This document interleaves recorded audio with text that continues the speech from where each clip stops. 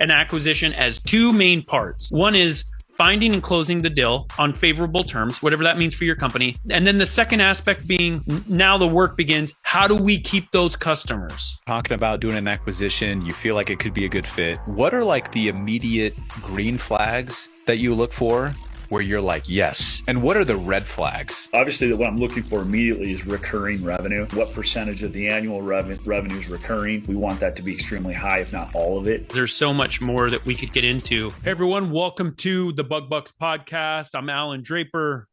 As always, I've got my main man, Eric Bassett, with me. What's up, Eric? What's up, Allan? Everything is going well. Just Halloween came and went. Yeah. So now we have to take down all of the free Halloween decorations, sweep all those down for our customers now. So exactly.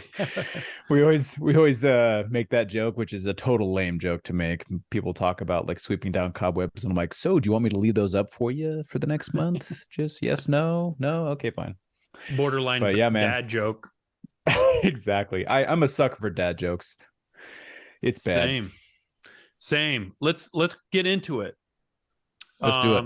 Before we do that, make sure to join our Facebook group, Bug Bucks, BUGBUX. It's just a great atmosphere, lots of networking going on in there. Great place to be. Make sure to join that. Today, I'm excited to welcome back Chase Goodeill. He's the president of Goodeill Holdings, and he's the owner of Pest Control Consultants.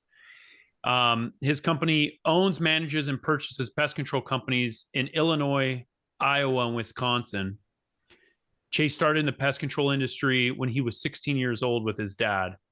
We actually had him on about a year ago. It dropped on November 11th, 2021. Make sure to check out that episode. It's titled Focusing on a Specific Niche Can Help You Expand into the Commercial Pest Control Industry. So if you're looking for information about getting into the commercial side, check that episode out, November 11th, 2021. Welcome to the show, Chase. Glad to have you, my man. Thank you guys for having me. It was awesome running into you, Allan, again at Pest World and meeting some of your guys' staff and hanging out. And the Bug Bucks group did not disappoint in Boston. It was a lot of fun. Yeah, that was awesome. We snapped that pic of me, you, and Preston Peterson. Yep. And I posted it in the Bug Bucks group. And within minutes, somebody made a comment about how two of the three of us had skinny jeans on. And you didn't really have skinny jeans on. They just weren't like MC Hammer baggy pants. Right. I kind of did, in full disclosure. But anyway, it was good to catch up, man. Yeah, absolutely. Definitely good to connect with Preston as well. Yeah, we got to get Eric to Honolulu next year, man. That would be great. I think there's a chance that I can convince my business partners to do it. We were talking about having like a business partner getaway the other day. Oh, perfect. And I'm like, hey, Pest World, Honolulu, Hawaii, let's do this thing. So there's a chance. I think it'll be hard. So it's right by Waikiki. It's in Honolulu. It's going to be hard to be there for work, kind of. Right. Pest World's fun because you're meeting people. Like I'm going to dinners and lunches like all week, just booked. But man, that beach is going to be calling me. So I think I'm going to take my family and I think we're going to do like a week before or something. So but it's a great write-off. So right, we want to do the travel. Same thing. Take the family, write the whole thing off. Yep, for sure. Well, Chase, let's crack into it a little bit today. You and I at Pest World, we were talking about some of the acquisitions that you've done, and people have a lot of questions about those. And I feel like there's this large spectrum of acquisitions. We were just talking about one right before we hit the record button that I'm not necessarily going to mention the name just yet, but it's a larger acquisition, and there's everything from that to guys with a couple of routes. I think the mentality is different depending on the size of the company. Would you agree with that? 100%. What are we looking for? And I feel like there's this sliding scale, like, okay, the larger companies, more density, and other factors, obviously also going to naturally go for a higher valuation. When you're looking at a company that's in the couple $100,000 a year in annual revenue or less, kind of in that ballpark, give or take a little bit, what are your first questions? What are the things that you're going to say? Like if I said, hey, Chase, this actually happened like within the last week, right? Where I'm like, hey, I'm aware of this company that's for sale in one of your markets. What are your first few questions? Yeah. So I like to know how long they've been in the market, what their organic online visibility looks like. Assuming, you're going to take over that GMB listing, that you're going to be porting in that phone number that's been floating around Yelp and Google and Facebook for X amount of years. You're going to start taking those calls. So that's one of the things that I like to look for. People have asked me all the time, like, we've done 6 acquisitions since 2019. Where do you find these deals? Do they fall into your lap? And what I did is when I spoke a year ago on the podcast about commercial sales and writing a list down of accounts you want, we found out the ones we didn't have, we knew why we didn't have them. There was a lot of loyalty to local competitors. So when we know our competitors have some larger accounts, we're interested in maybe acquiring that company to take over those larger accounts that generate, a good amount of revenue. So, I like the idea of cold calling and looking for people that might be interested in buying or selling their pest control company. People, they don't call you. You call them, get their attention, sit down with them, and see what these owners are wanting to do with it. But there's a lot on the table. I think there's going to be a lot more on the table over the next 3 to 5 years, 8 years, as these older owners are going to be looking for an exit strategy.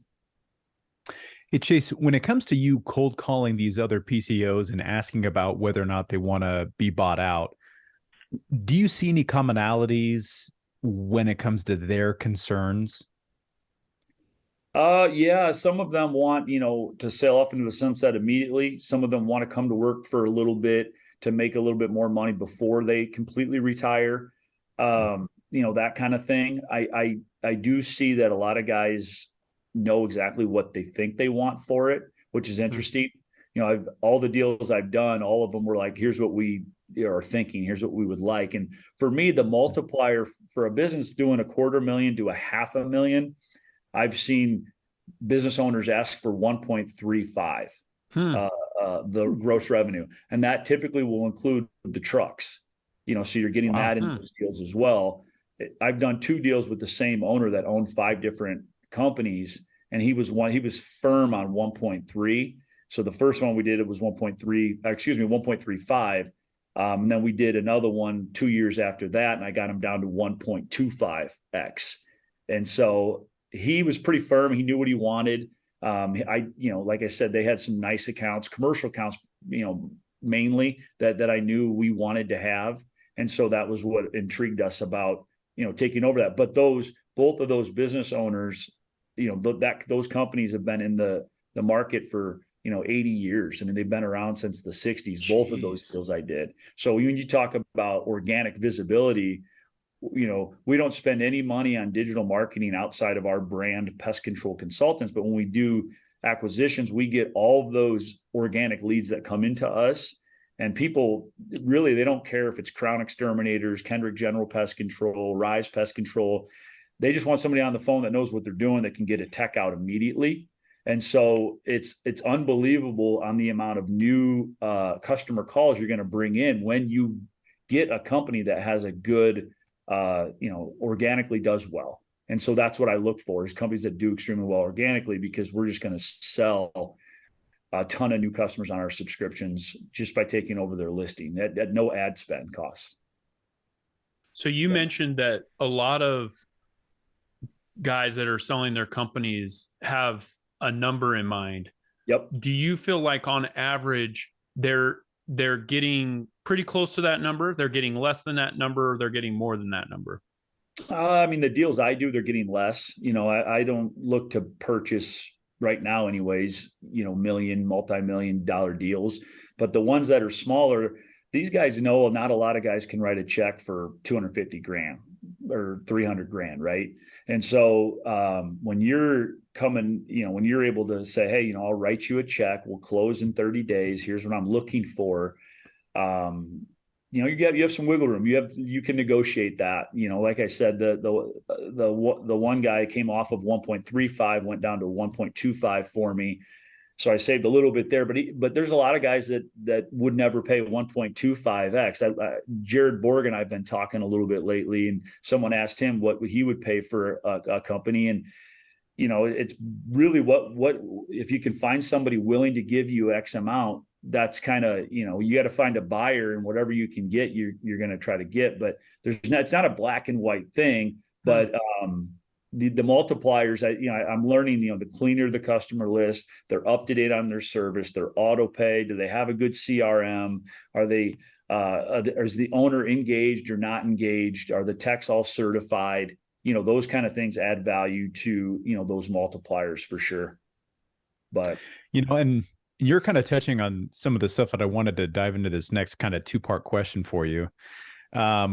When you first find that company, you're talking about doing an acquisition, you feel like it could be a good fit, what are like the immediate green flags that you look for where you're like, yes, like this looks exactly like the guy, deal that I want? And what are the red flags that you look out for right off the bat? Yeah. So obviously what I'm looking for immediately is recurring revenue. I'm looking for those subscriptions to be there. What percentage of the annual revenue is recurring? We want that to be extremely high, if not all of it. When you got a lot of one-time services that are in there, those are red flags. If a book of business is doing 250 grand a year and only 120,000 is recurring revenue, the other, 120, 130 one-time services. I don't like those deals as much because I can't predict that. I can't staff that necessarily by looking at what's due for service. I do think there's value to that, but not as much as you would think of in terms of, well, I'll just convert those to quarterly. That was what I used to think after I did the first deal, the second deal. Those customers have been calling in once a year for 20 years, and they're used to paying the 150 or the 175. No matter how bad you try to talk them into a quarterly subscription, it's not easy to do. So that part of it is a lesson I've learned in regards to, trying to look for companies in the market that might be interested in selling them. And we did one in Wisconsin just recently in Wisconsin Dells, where we picked it up for 60 cents on the dollar. And it was a book of business that was right around $250,000 in recurring revenue. The guy was extremely old. He was one that had no idea what he wanted. He had no idea what it was even worth. It was just, hey, here's what I'll offer you. Let's quickly get this deal done. And he was in his 90s. So he was looking to kind of get out of that business. How did you find him? So what happened was, I have a lake home in Wisconsin. I started a pest control branch out there last fall, just started selling around the lake, and it's a huge lake community. Somebody had gotten wind that I was a young, pest control business owner out there. I was doing most of the sales and the service myself when I was up there hanging out on the lake. And someone reached out to me and just said, hey, we use this company in Wisconsin. They're great. They've been doing it forever. I'm not saying that this is a for sure deal, but you need to call him and talk to him. And so I did. And next, we're having coffee. Next, we're looking at tax returns, and I'm calling my bank and saying, hey, here's what I want to do. Wow. So you have other people that made that connection for you. Yep. Yeah. That's actually one of his customers reached out to me on Facebook, and that's how that connection was made, believe it or not. Wow. So what split of these acquisitions that you either have made or have discussed with are people that you reach out to versus people that reach out to you? Yeah, that's a great question. So the first couple we did, the first one we did it was there was it was a competitive company, a competitor, a half hour outside of, the town next door that had some larger commercial accounts we wanted. So I cold called, and I knew that he was older. we sat down and went back and forth, finally got a deal done. The other one, the other couple, I've reached out to as well. I would make a list every winter, every off season of who I thought might sell their company based on, just their visibility online. I don't know a lot of information about the accounts they have. I just see them out and about. I see how old they are, driving their vehicles, that kind of thing. Tell us specifically like what you're looking for. Like, are you talking about the age of the owner? Are you talking about like you see them out and about in their vehicles? Are they driving older trucks? Like, what are these things that you're looking for when you're going to be approaching them? What are some tips or some hints so that you're just not, just Googling pest control company near me and just going down the list? Well, I'm looking for older owners, specifically in the neighboring markets that I'm already in. How are you finding that information? You like stalking these people, Chase? No, no. I mean, I'm where I'm at in rural. We're way out west of Chicago. A town I grew up in has 16,000 people. The neighboring town is 18,000. We competed in the same space for a lot of years. So you just know people. We know people. Yep. And that's how it kind of started. And then, we did the deal out in Chicago with Rise Pest Control.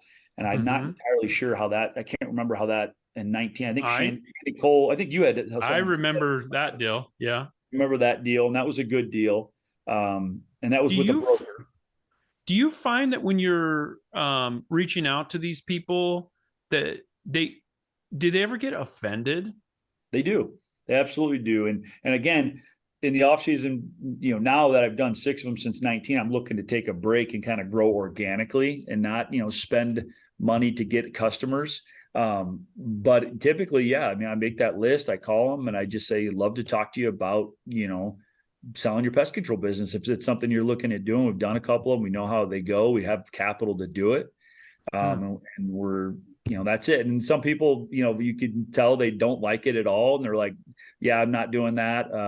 Goodbye kind of thing. Other people say, I'm not there yet. In a couple of years, I might be interested, and then I got them on a list and I kind of follow up with them. But see, for me, it's pretty simple. And I think, Allan, you helped me with this a couple of years ago. It's like, what are my goals? My goal is to do 12 million a year, $1 million a month recurring revenue. We're just under 5 million now, right? So me taking $200,000 of profit over the years that I have sitting in a savings account or whatever, I'd rather take that money, get it working for me in another pest control business because I know pest control. I've been doing it since I was 15 with my dad, right? And so it's easy for me to make decisions like that, spending money. I think most people don't want to spend the money to do that because they're scared and they don't want to they would rather just, grow on their own, which is great, doing that. But you're either going to grow rapidly doing acquisitions or doing door-to-door sales. And, we do a little bit of both. We don't have a big sales team by any means, but acquisitions are money, man, especially if the company you're buying has a really good organic presence online. You're taking that listing over. That listing's going to people are going to be calling that listing forever, long after that company is now part of Pest Control Consultants, right? Or whatever company picks it up. So, I think from a growth method standpoint, we think about customer acquisition cost, right? And, you got on the very low end of things, you've got organic referrals, which have almost little to no customers acquisition costs on that end. And then you had like the high stuff, like door to door, right? Yep. Really high costs. And maybe sometimes if you're not paying attention to your marketing, you've got some digital high customer acquisition costs. But I think, and especially this time, now that the multiples have kind of gone all over the place, we consider a high customer acquisition cost with acquisitions. What's the best customer acquisition cost you've been able to get from an acquisition that you've bought?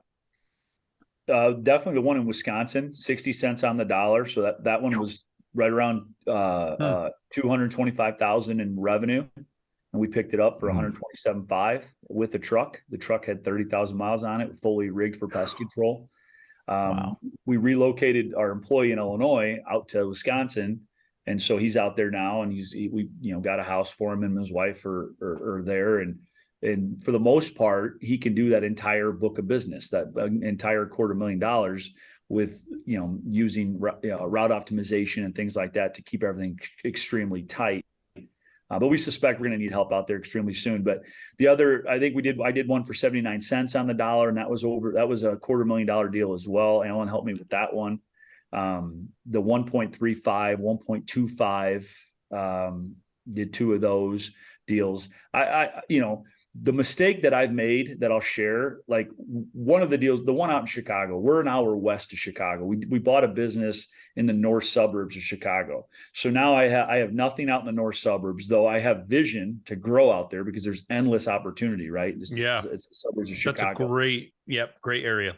So we did that deal. The problem with that deal was I wasn't able to take over that particular business listing on Google because it was, there was one branch that they sold at the time. So they didn't want me to take that over because that wasn't my brand. And so I didn't get that visibility like I do with the other ones when I buy their company. And so if I didn't have a marketing plan to continue to grow out in Chicago, I didn't have a door-to-door sales team that was going to continue to help put them on. It became a little bit more of, okay, we have all these accounts, an hour away from home base accounts. He services them, then 1 hour back. We had a hard time hiring somebody out there locally. That's what we initially wanted to do. So I would say those acquisitions, when you're looking for them, don't spread yourself too thin, right? Stay within an area where you're already there. You can just put on another quick 800 accounts, 12, whatever you're purchasing. And it's not as difficult for you to continue to grow in that market, if that makes sense. That actually makes a lot of sense. Logistically speaking, I remember, and we're in the Pacific Northwest. We have our office in Vancouver. We do Vancouver, Portland area. And we used to have an office in Seattle, Washington. And I remember it seemed like such a good idea at the time. It was like, yeah, man, we'll expand to Seattle. There's this market right above us. And it was awesome. And logistically, it kind of became a little bit of a nightmare. Even though we had a listing and everything else, we didn't have a brick and mortar. Yep. And scheduling technician trainings and keeping the same kind of engagement with employees, like, man, we ended up selling those accounts. And so like when you're talking about doing acquisitions, I assume that, just like you said, you want to find people that are close to you, and especially if it's a competitor, right? Because not only are you getting those accounts, but you're taking out a competitor who's also probably driving up your price for cost of lead and other stuff. Yeah, that's a great point. And one thing that we do is we keep the listing online. So let's say you buy a competitor, and when you search pest control, there's your company and there's your competitor right under you. Well, when you own both and you have a little bit of a monopoly in maybe some smaller markets, and so you're getting, thousands of new customer calls a year that you're paying very little for because you do so well organically. And that's where, to me, that's the hot sauce. And so that's been something we've done. I think it's interesting because I'm always, there's this constant analysis of my different types of leads or customers, right? I think a lot about door-to-door. That's a big one for us. And then pay-per-click. And we do other types of advertising, but those are kind of the big ones. We've acquired 2 or 3 companies, I think, but we look at a couple of key factors, and I think you can do this with acquiring companies too. I think it's the same thing. And I don't just take it at face value. So I talk about, door-to-door is going to cost me more. It's going to cost me about $100 more, give or take, depending on the market, whatever, just $100 more per account than what I'm getting online. But that's not the end of the story. And I think this applies to acquisitions also. And that's not the end of the story because I have to reevaluate my goals. One of the goals of Proof Pest Control is to scale, right? We have specific scale goals for, the future of the company. Online, it's doing that alone. It's not going to allow us to do that, right? So that's one thing. So a pro in the door-to-door category. Another pro in the door-to-door category is just route density. My really good guys can sell some of them, depending on the size of the neighborhood, 50 accounts in a neighborhood. That's really nice for that route density, keeping those, cost of service down a little bit. Another pro is we get to pick the customer. We decide which areas, we want to focus on, certain demographics and all these things. And then there are the cons. You get bad reviews when you knock doors naturally. The retention, I will tell you, it's not the same as acquiring them in other ways. Do you go through this analysis when you're considering an acquisition and you're talking about the cost? Are you looking at it not just in terms, Chase, of what you're paying for it, but what it would cost you to acquire a certain number of accounts or even an individual account through a different method of marketing? Yeah, I mean, Alan, too, we flirted with bringing in a third party, marketing agency to knock doors for us, Yep. and we're still considering that because, but yeah, I mean, I figured, one of the benefits of doing acquisitions, other than you get the organic stuff that comes with it, is the attrition typically is going to be still probably higher than hiring a door-to-door company to come through and knock. You're going to hold on, acquisitions, you may lose 10%. Based on just a transition, but a lot of them are sticky. They're very so sticky. Attrition's going to be lower. Yeah. Sorry. Well, the attrition. Yeah, the attrition's going to be lower. Wait, no, sorry. The cancellations are going to be lower. The attrition, no. Dude, I'm so confused right now. You had it right the first time. Yeah, retention's going to be higher, attrition's going to be lower. Okay, those are the two words I was looking for. So what did you say? So you said that your attrition's going to be lower. Yeah, well, than it would be with door to door. Yeah, retention is going to be higher with an acquisition. There we go. Okay, door-to-door accounts. That's interesting. And I always think I think this is such an important point because I think of an acquisition as two main parts. One is finding and closing the deal on favorable terms, whatever that means for your company. And then the second aspect being now the work begins. How do we keep those customers? Yeah, and that's exactly right. That's a great way to look at it.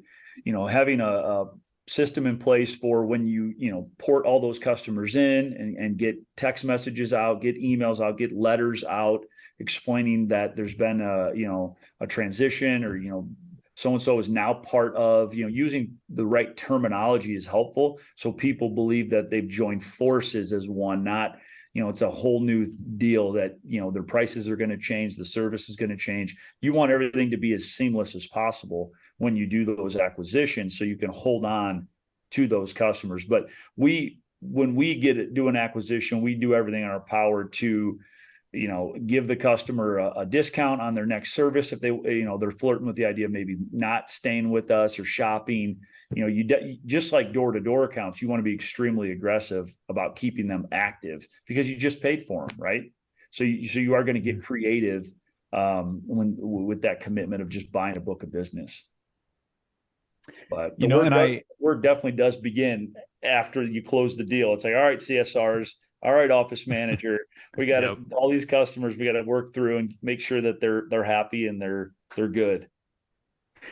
I liked what you mentioned there about the consumer liking the idea that two companies are more or less kind of collaborating, like they're joining forces, and it's not some kind of hostile corporate takeover, right? Because I'm thinking about all the different vendors that I've used for things for my house. And whenever I get like a name change or somebody buys out somebody else, it's always so-and-so now part of this family, right? And I'm like, cool, great. As long as you keep doing what you say you're going to do, like, I don't mind at all, right? Yeah. And I think we kind of talked about this maybe in the red flag section when you're looking for acquisitions, obviously customer retention and other key metrics, because you don't want to just buy a company and then realize that the quality of the service sucks. And then when you send out those letters or emails, those people are just looking for an excuse to zip out of there. Right.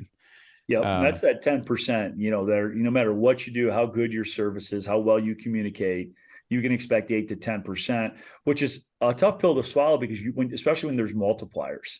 So it's like, man, you're Mhm. paying a multiplier to get a customer list, but you can factor 8 to 10% are probably going to cancel, and that's tough, but you have to absorb that in the gains that, hey, I'm getting 2,000 customers, I'm getting organically more leads are going to flow into us, I'm getting 4 full-time technicians, I'm getting a reputation that's already there. We're just tweaking it to our brand, our way of doing business.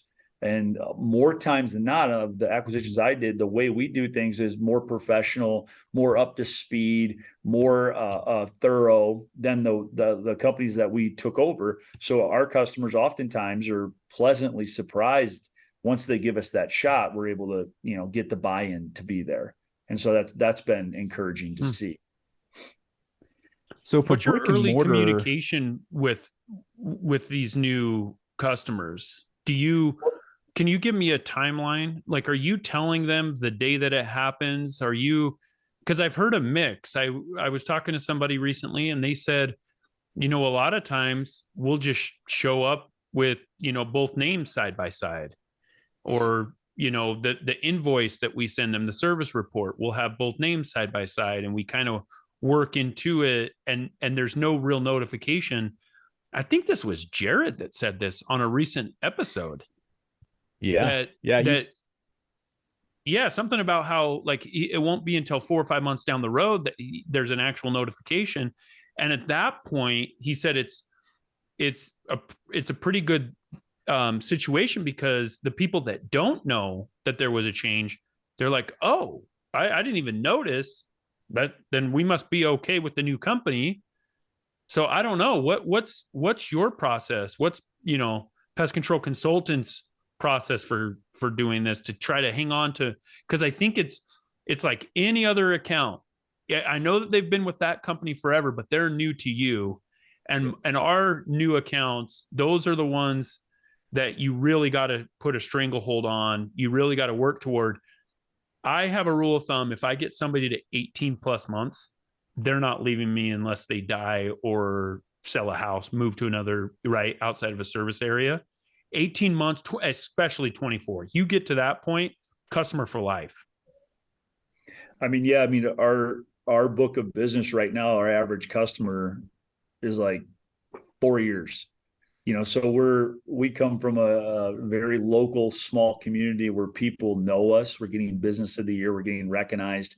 And it's even easier when you're involved in the community and you're sending your people out as ambassadors to do things in the community that generate interest, and people see that you're there locally. But that's a great question, Allan. There isn't a right answer to that. I've done both. When we did the deal with Rise, that's exactly how we did it. We didn't send anything for 3 or 4 months. We were just, we used their same technician. He had Rise Pest Control on his shirt, even though he was a PCC employee. And then eventually we would start with text messages and emails. We try to do everything electronically.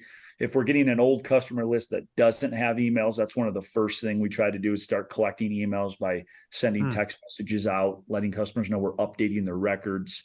But yeah, it's one of those things where you don't want to startle everybody immediately. You kind of want to just ease into it. I like that idea of 90 days, and then at the turn, or the 4th month there, you kind of send out some data saying, hey, this company's now part of Pest Control Consultants. We still have the same service, just a little more of a, hopefully a personal touch to the service, and can, take care of you guys for years and years. Just give us a shot, kind of thing. We're talking pro tips from a customer perspective. What pro tips do you have from an employee perspective when you're doing these acquisitions, and these companies might have technicians, office staff, stuff like that? What's the best way to go about letting these people know, hey, the company you're working for just got acquired? Now, I haven't bought a company that it's been big enough where there's been a bunch of CSRs or inside sales reps, right? We did a deal out in Iowa that had 2 full-time techs. And so when the owner, it was a very private until we closed. Once we closed, we met with the technicians, and the previous owner came down, and we sat down and we essentially had to sell ourselves to them and say, hey, listen, this is what's happened. We want you guys to come work with us. We want to match everything that you're getting now and add some benefits that we can do, such as 401k, PTO, things like that. And then we get, we do offers or contracts, short-term, hey, we'll stay on for 1 year and guaranteed this amount of money, whatever the deal might be on how you're, paying your technicians. But that's the one time we had to do that. I don't have a ton of experience in acquiring a team of CSRs, a team of sales reps, that you're trying to say, all right, we'd like you to come work for us now. But from a technician standpoint, the techs, they'll come work for you. They'll give you a shot. They'll sit down and hear you out, especially if you're going to make their jobs easier. And we buy older companies. So these older companies aren't necessarily they're having a lot of their technicians do all their routing. They're going through those carbon copies, papers every month, looking at doing how they can optimize their own routes. We tell them immediately, we're going to make your job easier because we're going to schedule it for you. You just have to show up and do the service. You don't have to worry about tomorrow. That's already going to be set up by the office. That's awesome. Yeah, I bet they love that. They did love that. And that's the benefit of, when you take over a company that has an owner that's in his 60s, 70s, they're not likely using pest routes, or they're not using all the up-to-date technology that's available to make their jobs easier. I think as we're wrapping up here, Chase, first of all, I think we should do a version 2 of this episode in the next couple of months, like a follow-up episode, because there's so much more that we could get into. But as human beings, we don't like change. So I think the question that Eric just asked is a really good question, because we're so focused on the customer staying on. But what about the employees? So the customers don't like to change. They just want their old company back, right? The employees don't want the change. They don't want to deal with a new logo and then explaining things to everybody, maybe new equipment, whatever. And if there do need to be changes made, I think that gradual and great communication is the way to do it.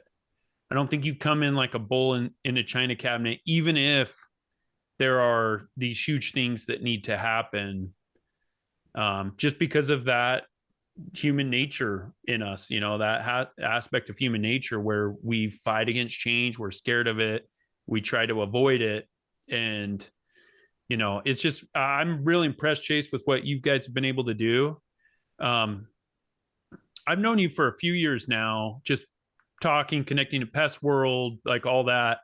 And I just love your approach to pest control, man. You go out there and get it. And you didn't grow up in the door-to-door world, but you got a little bit of that in you, where it's, and it's cool to see people in different areas, geographically, with different backgrounds that still have that kind of tenacious spirit, looking to grow their companies, just treating people right. And you guys have done a really good job of that.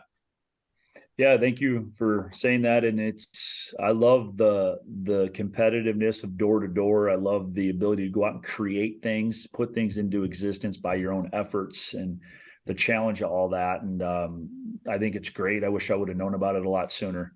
But yeah, as far as the acquisition games go, I mean, I'd love to, how do you finance a deal? Like, how do you get 225,000? How do you get 350K? And there's ways to do it. And it definitely can be done, and it can be very rewarding. And that could be a 2.0 to the whole acquisition stuff, because people don't know those things, and they don't know how that can be done, but it can be. Yeah, for sure. No, we'd love to have you back. Until we get there, if somebody has a question, what's the best place to reach at? Yeah, they can get me on Facebook. They can get me on LinkedIn. I get messages all the time. I try to get back to people quickly, but Facebook or LinkedIn would be great. If anybody has any questions on acquisitions or just commercial pest control or just anything, I'd love to help where I can. Love it. Thanks for joining us today, Chase. Yeah, thank you. If you enjoyed today's episode, please show your support by subscribing and leaving us a 5-star rating. Thank you, and we'll catch you on next week's episode.